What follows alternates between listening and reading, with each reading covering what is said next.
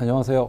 저는 한국오라클의 오태훈입니다. 저는 어플리케이션 사업부에 있고요. 일단 본 세션을 진행하게 해주실 우리 홍수철 대표님을 좀 소개를 시켜드리겠습니다. 대표님 안녕하세요. 예, 안녕하세요. 예. 그러면 제가 간단하게 프로필을 설명드리겠습니다.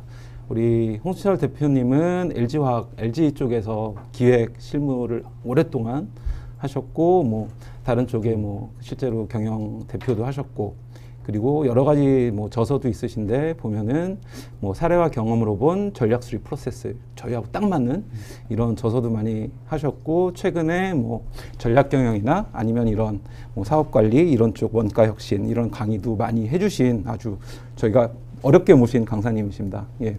그래서 제가 사실 저희 강사님 모시고 대표님 모시고 저희가 이 세션을 진행할 건데, 여기 하는 내용들이 사실은 저희가 굉장히 기존에 많이 들었던 얘기들이거든요.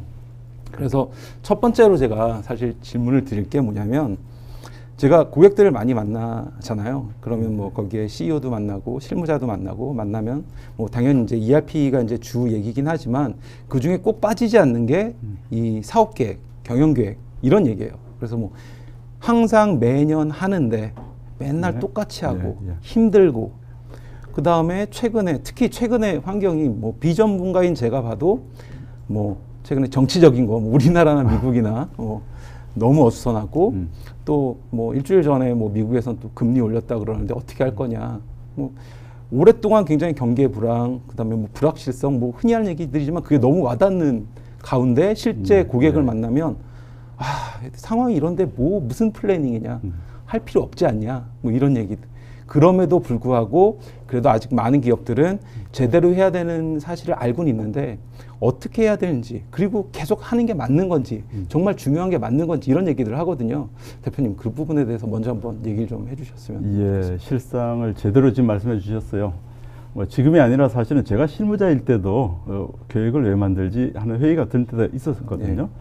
그래서 이걸 다루려면 먼저 좀 우리 경영계획 수립의 관점이 기업에서 어떻게 변해왔는가를 먼저 좀 다뤄보겠습니다.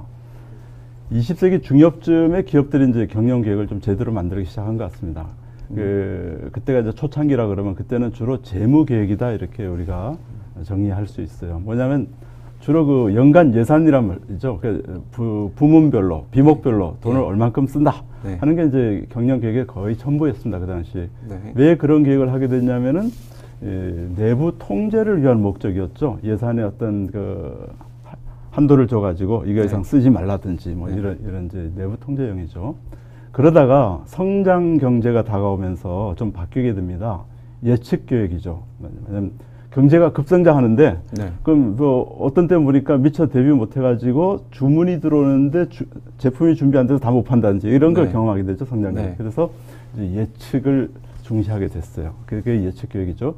그러니까 그러려면 당연히 환경 분석을 하게 되고 또 좀 중장기적인 관점도 갖게 되고, 그래서 수요 변화에 잘 대응하기 위한 게 이제 예측 계획을 할 수 있어요. 근데 그게 영원히 가는 건 아니죠. 그 다음에 이제 고도 성장기가 지나가니까 성숙기가 됐어요. 수요가 급격히 늘질 않아요.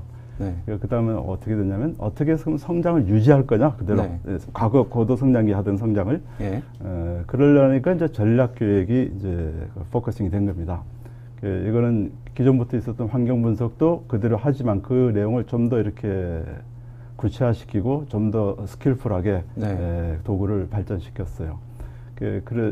이런 전략 계획을 하게 되면은 이제 중요시 되는 게 경쟁 우위라는 요소입니다. 성숙기에서 어떻게 더 팔까, 경쟁사보다 어떻게 더 잘할까 하려다 보니까 남보다 나은 경쟁 우위라는 요소가 필요하구나, 이렇게 이제 관점이 바뀌었죠. 그러면 지금은 이제 어떤 그 경영 계획을 하는 거냐 이렇게 말하면은 지금 뭐라고 딱 단정해서 말하기 어렵습니다. 굉장히 이제 복잡한 시대가 돼가지고요. 오늘날 이제 경영 계획을 어떻게 수립해야 될지, 경영 계획 수립하는 관점은 뭐라고 정의하기 어렵다고 방금 말씀드렸잖아요. 그게 뭐냐면 지금 경영 환경이 급변하니까 이제 그렇게 된 거죠. 조금 전에 말씀하셨듯이. 얼마나 급변하는 건 다 말을 하는데, 여기서 한 예만 든다 그러면 모바일 환경에 우리가 미처 적응 다 못했는데 이미 4차 산업혁명이 지금 우리 곁에 다 다가와 있어요.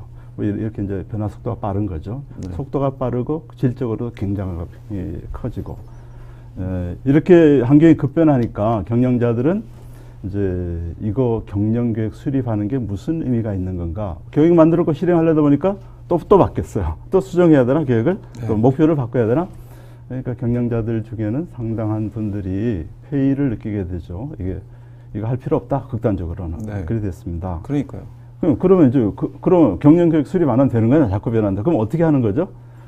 그러면 대안이 하나밖에 없어요. 그 경영 환경이 바뀐다든가 변화가 일어날 때마다 거기에 대응하는 거죠. 그게 우리가 하는 말이죠. 임기응변인 거죠. 그거는요. 근데 잠깐 물러서서 생각하면은 임기응변으로만 해가지고는 기업이 이제 성장도 유지할 수 없을 뿐더러 이익 나기도 아마 어려워지는 그런 환경이 될 겁니다. 간단히 요약하면은 뭐 임기응변만 하다 보면은 방향성이 없어가지고 배가 산으로 간다든지 이런 일이 벌어지는 거죠. 그래서 그 계획 수립하는 게 어렵고 의미가 없어 보인다고 해서 안 한다 그러면은 그거는 이제 더 재앙이다 이거죠.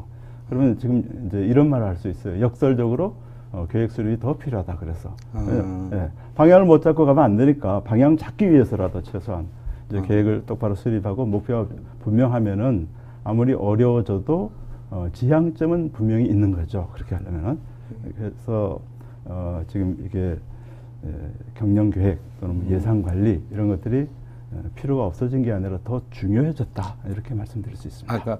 그러니까 결국은 예측을 하지 못하더라도 결국은 너희들이 경영 성과를 더 높이기 위해서 오히려 더 필요하다. 그러니까 하지 않아야 너무 예측 안 되니까 못해 안 해가 아니라 그렇기 때문에 더 해야 된다. 그렇죠. 그 말씀하시니까 하나 더 말씀드리면 아까 고도 성장기에는 계획 안 만들어도 파는 건 문제가 없어요. 내가 만들거나 준비한 상품 다 팔 수가 있어요. 다만 이제 얼마나 더 커질지 몰라서 기회를 조금 놓칠 수는 있을지 몰라도 그러니까 그때는 계획이 없어도 뭐 큰 문제 없을 수 있어요. 근데 지금처럼 환경이 급변하고 내일 어떻게 될지 모르는 시대는 오히려 역설적으로 계획이 있어야 목표가 있고 같은 말이지만 지향점이 분명해서라도 앞으로 전진할 수 있다. 성장도 유지할 수 있다. 이제 그런 거죠.